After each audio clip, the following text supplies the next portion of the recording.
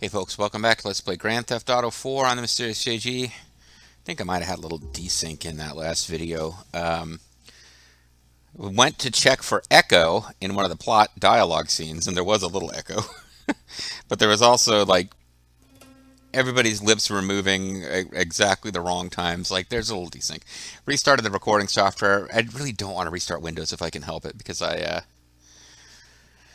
I'm in the middle of uploading other videos, but we will see. So yeah, last time we got shot a lot, but rather than killing a bunch of guards, and I'm pretty sure we would have been okay with killing the guards, but there was this notion that we were supposed to let the helicopter land and then steal it. Like, somebody who's in that helicopter was supposed to be left alive, but maybe we could have killed everybody if we just had to let the helicopter land first. I don't know. Here's that call that I figured would happen.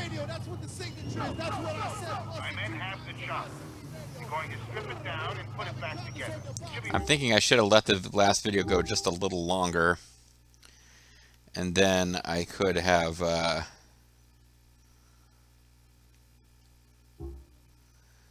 I should have let that go just a little longer, and then I could have saved and called it a video and then gotten us back to a safe house between videos. Guy I told you about. Guy you need to eliminate. The only way you'll get to him is in the air. I'll call you when we have a window. Goodbye. It sounds like he's actually helping us with our problem.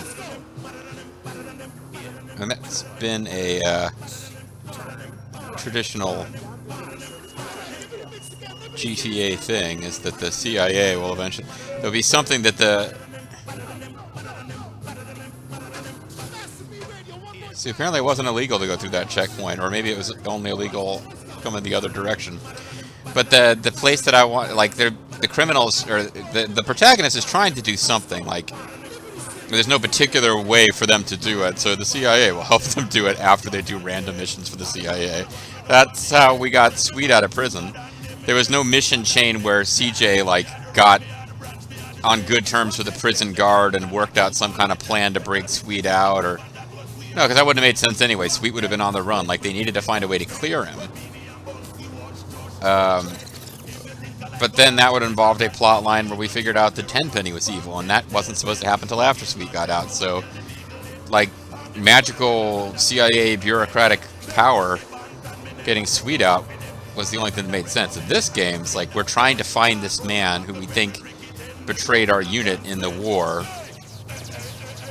I guess there's more than one way that could, like, it could turn out, hey, I think I know who it is. Like, any rando could just show up and say, like, hey, I know a guy who used to be in the war, and he's working for the Russians, or, like, no, but in this game, I won't tell you what happens, but right now the CIA is promising, oh yeah, we know who this guy is. We'll get him to you, but, you know, when you've done enough work for us. But they kind of got us in a position where we were forced to work with them, and then start, like, they already had a stick before they decided to start offering a carrot. So, whatever. It looks like we're actually going to be able to get to our hideout without getting called by somebody who wants to go bowling, so that's nice.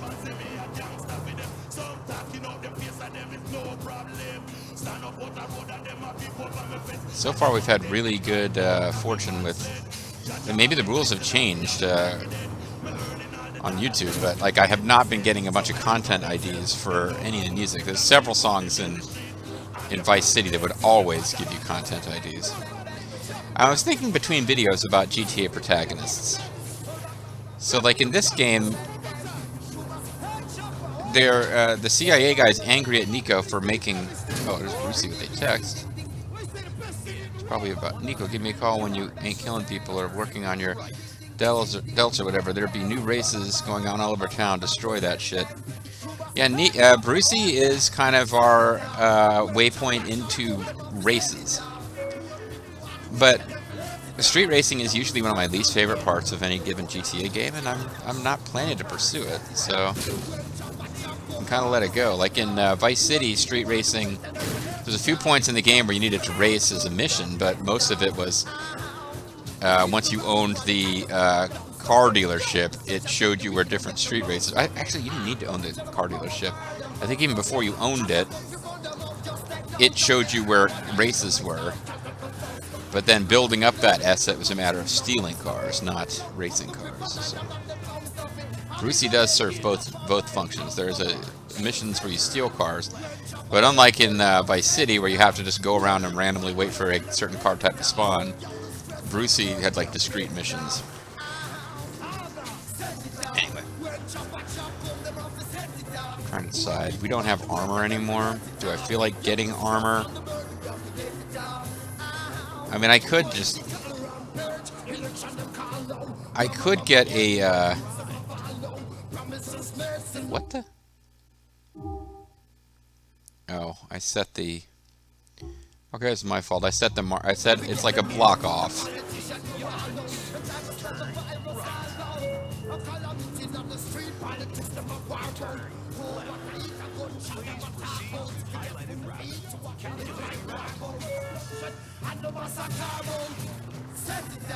I'm making a mess of this. Can I just come up here and, yeah, this will work. If I can avoid hitting anybody, or, you know, excessive murder here, I will be less likely to get a wanted level I don't need at this point.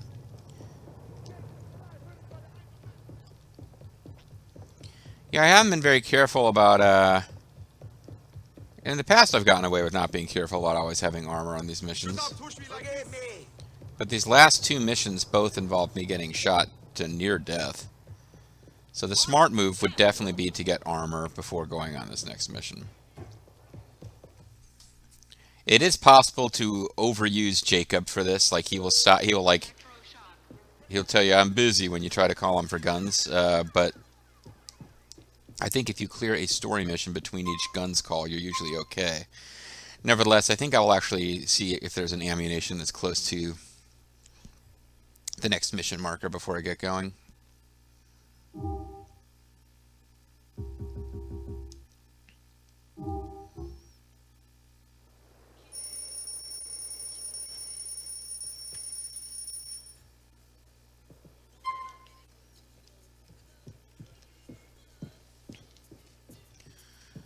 Oh,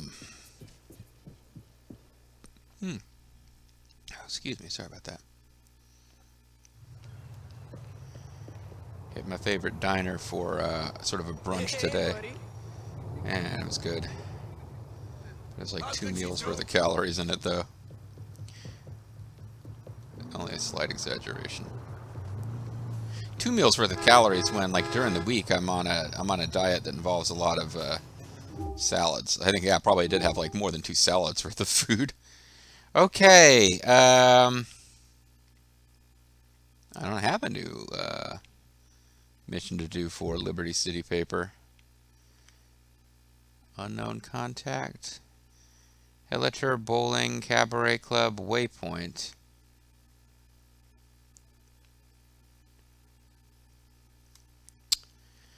Well, all right.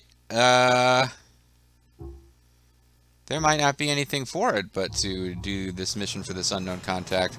I know that we haven't finished the storyline with United Liberty Paper yet, but sometimes the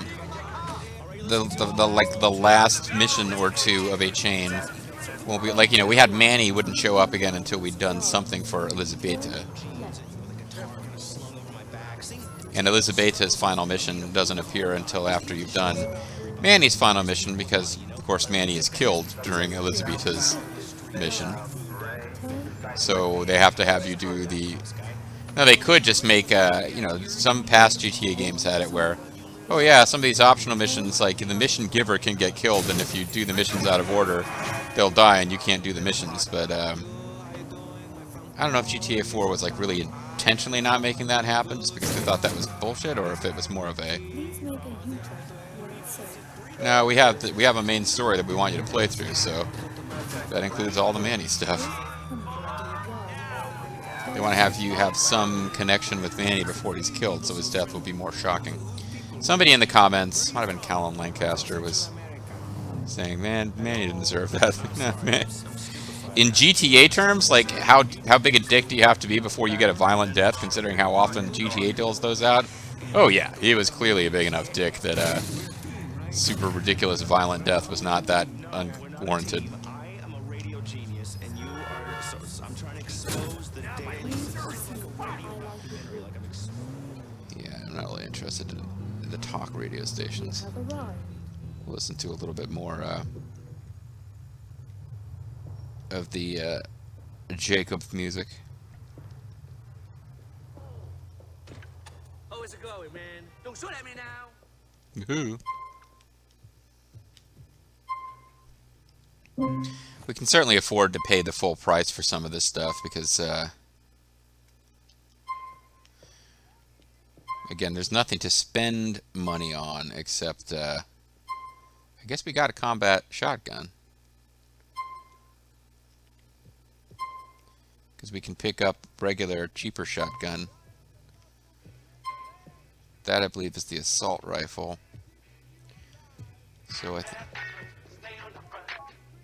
Hey, this is Jeff.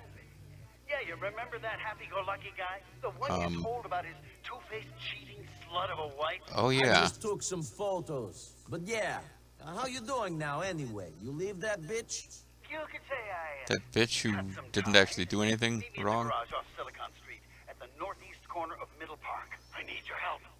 Uh-oh. Display model only. Well, I guess I got this fancy rifle in a mission and can't buy... Like, how did I get the ammo for it? What mission was I doing where they gave me that gun? Anyway. Because I could swear I've got a... Yeah, I've got one of these, which I think is the carbine. But I don't seem to be able to buy any more ammo for it. Well, the main thing was to get the armor, so... And now I'm on a mission for Jeff. Not God, Jeff. That will probably prevent anyone from calling me up wanting to go bowling. So let's go see what's up. This is the guy who paid us to go to the fake Hard Rock Cafe. And I failed once because I walked past the table of the people that I was stalking so I could find someplace to sit down and be inconspicuous. But I got close enough to them that they noticed. I was like, oh, that guy's sitting at a table. He must be here to get us. Instead, they wanted me to stand out in the open and take a photo. And somebody pointed out in the comments, like, JG, like, this is not the least realistic thing in Grand Theft Auto. And I'm like, no, you're right. I still felt like I could call it out. But no, that is not the least realistic thing in Grand Theft Auto universe. That is for sure.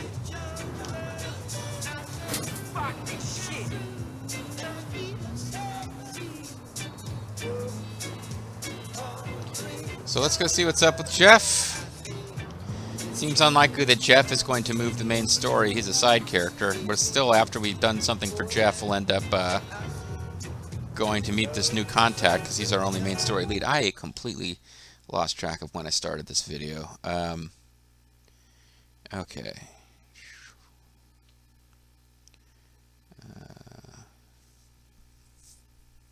Yeah, okay. I'm good now. I made a mental note of what time it will be on the clock when it's about time to wrap the video. The 60 Diner. It wasn't like 69er Diner, it was a 60 Diner. I guess that's still kind of a pun on 69? I don't know. You sort of assume everything is a sex pun in this game.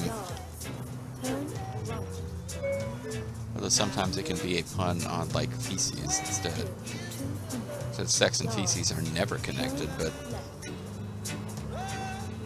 that's a kind of specialized... I ain't gonna yuck your yum, folks. That's not one of my yums, but anyway.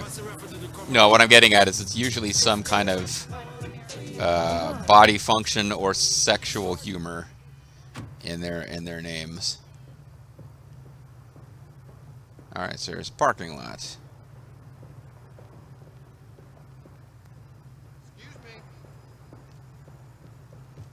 Got to get all the way in here before, because they gave us a marker for the entrance before giving us a marker for where he really was, which is probably handy actually. Now that I think about it, if they just marked right here with we wouldn't have known how to get into the parking garage. So that's actually a lifestyle, I almost said, a quality of life improvement over prior games where they would give you an indicator of where he was, but there'd be this, like, you know, you'd be on the not sure what block you have to be on to even enter the building. So yeah, this is the guy. We took a picture of his wife hanging out with some dude. The dude was pretty clearly trying to get into the wife's pants, but the wife was just trying to find a just a friend to talk to about the fact that her husband was like being really paranoid. So like she came off in that conversation fairly good, and well, we'll see what happened. But I think I know. I think I have an idea of what might be about to happen here. Hey, what's going on? Holmes. Yeah, I got a bit of a problem. A bit of a big fucking problem. Jeff, I thought you were happy-go-lucky. Jeff really did it this time. Jeff went too far. Jeff did a bad boy. A really bad Finally, boy. Jeff has come back to this city. My wife He's Shirley referring to himself in third person. Accident in the kitchen. What kind of an accident? Oh, the kind of accident where you stab yourself 50 fucking times with a kitchen knife. You fucking whore. Fuck my friend, will you? Huh? Well, who's laughing now, bitch? Huh? Not you. You're fucking dead, whore. Hey, bud. Well, you're not laughing. calm He's down. about to start. Fuck you. Don't be an idiot. What do you He was want? about to shoot us. He was about to start shooting his dead Get wife. rid of her and get rid of the car, hey? Okay, but it's going to cost you $5,000. Sure, whatever.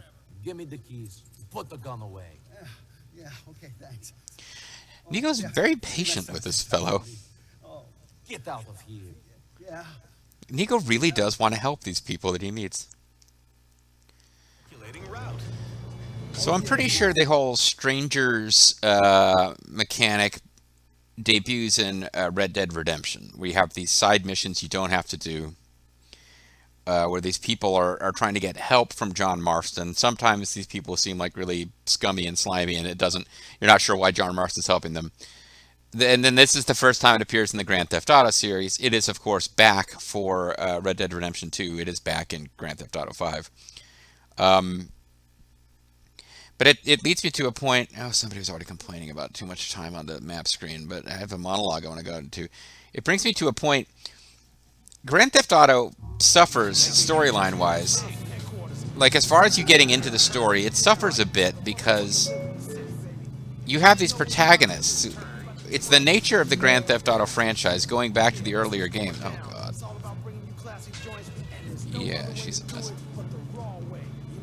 You couldn't put her in the trunk. I guess you had to put her in the back seat and up where she's very easy to spot. I don't know if the cops will notice us I hope you have health insurance. because we just passed by a cop car, but I don't think anyone was in it. No, the series, it's the nature of the game, going back to the original top-down GTA games, and all the way up through 3, where Claude is a non-speaking role. And I'm kicking myself for even calling him Claude. Like, it annoys me that they retroactively gave him a name. I love the fact that you had a mute, unnamed protagonist in GTA 3.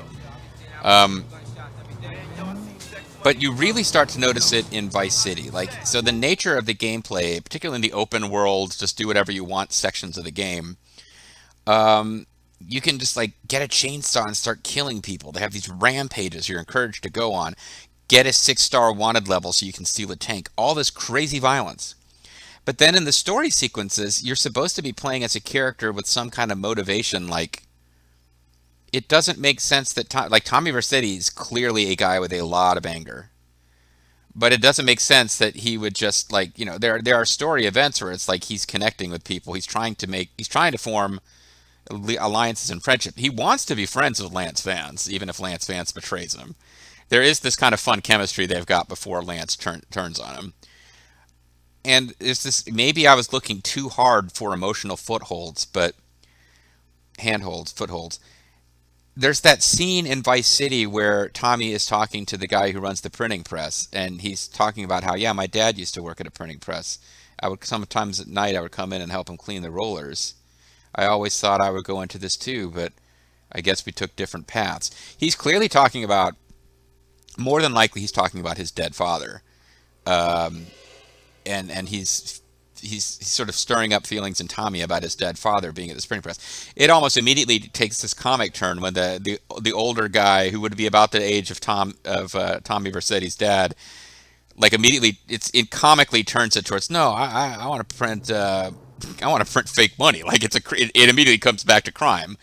But yeah, there's this moment, and like, and then CJ is clearly not somebody who just wants to, like, he's out there.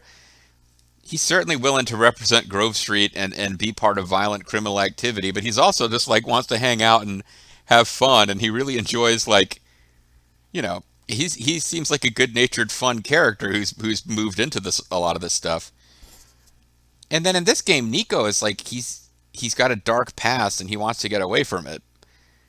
What am I getting at with this, other than the fact that it's weird? Like, here's this. Why is Nico helping this guy instead of fucking killing him? He'll fucking murder anybody at any time. He's a GTA protagonist. But this game is trying really hard to give us like moral decision points where Nico can try to be good. It's weird. I guess what I'm getting at is that it's kind of hard to get invested in GTA storylines because the protagonists, they never feel quite real. They're stuck in a GTA game. So, like, Claude made perfect sense. He would just, like, he would be instructed to go, like, commit major heinous crimes, and he would just nod, run off, and do it. All the other ones, it's like, okay, but, like, if you're this person and you're motivated by this, this, and this, why are you willing to murder anyone at the drop of a hat during free roam mode? The only GTA protagonist where it actually seems to work is Trevor from the 5th game, because he acts like a psychopath in all of the storyline missions too. He just acts like there's something wrong with him. Anyway, let's finish this.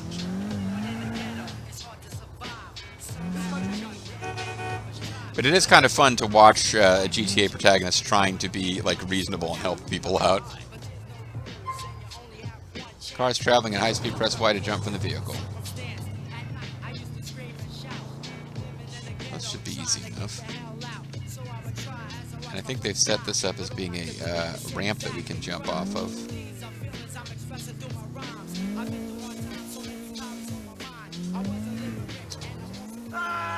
Oh, I dove into the water. That was a mistake. I probably should have timed that better. But we did dispose of the body, so. Alright, so I didn't make that look particularly cool. I should have jumped much earlier. And I probably could have had more speed and got a better flight off of that ramp going. So I don't think I earned like insane stunt bonus points or anything. But the overall concept that... Why is this here? Am I able to climb up on it or not? Okay.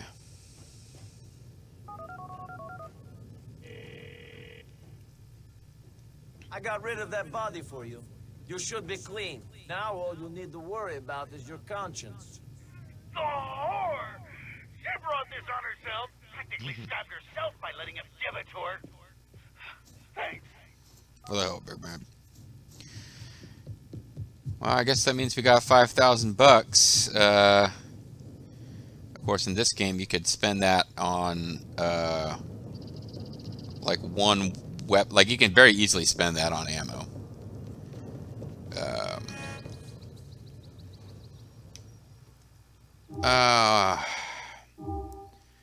Is it worth? No, it isn't. Let's say, is it worth taking the cab? Not really, because what we need to do now is get to a safe house and manually throw it on a save. Did a mission for Jeff, so I feel okay with the fact that something got accomplished in this video. Oh, you know what? We got a some motorcycle over here. That would be more fun to steal. But we won't be riding it for... Oh. Felix, we need you. Now, the chopper is prepped and waiting off Bremer Road in Northwood. Your sometime accomplice Jacob is there. He's riding shotgun on this one. Jacob? The Rasta? Don't ask. No, the other Jacob. Yes, I want you to take out this guy's chopper. He was last spotted in Varsity Heights. No civilian casualties.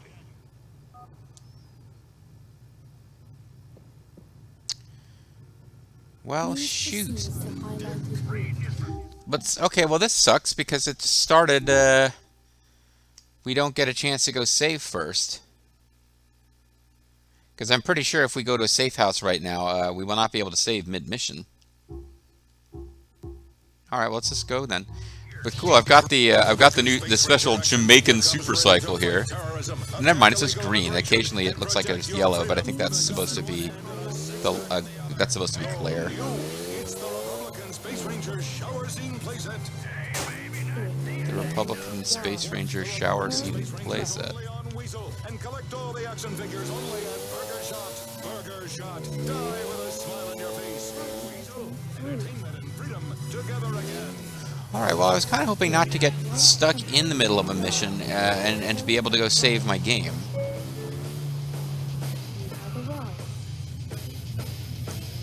I vaguely remember Jacob being involved in these missions. I was wondering when that would happen. I feel bad that Jacob got sucked into this with us, but at the same time, we're not, like, happy about the situation either. And obviously, they were observing us and Elizabeta and Jacob because that's how they managed to get, well, whatever. I think the FBI is supposed to have gotten Elizabeta. The CIA was somehow observing Nico, and Jacob has gotten sucked in. Jacob also saved us from the Russians. Like, Jacob's kind of gone through some shit for us. And then it ain't necessarily cool how we pulled him into this. But I tell you what, I'm going to call it just a little bit early so that we can have a clean start to this next mission. I'm going to really hope that I don't have any videos that crash. And that I don't have massive like audio desync issues. And when we come back next time, hopefully we beat this on the first try or get an acceptable auto, like I can use the auto save from clearing Jeff's mission because I don't have to redo Jeff's mission. I didn't get a chance to do a manual save. But when we come back next time, we should be doing, I guess they've been building up to this. We don't have a lot of information on what it is that the fake CIA wants us to do. But now that there's a chopper involved and Jacob is with us riding shotgun, I feel like this is kind of a crescendo for this storyline. So we'll see where it goes. Catch you guys next time.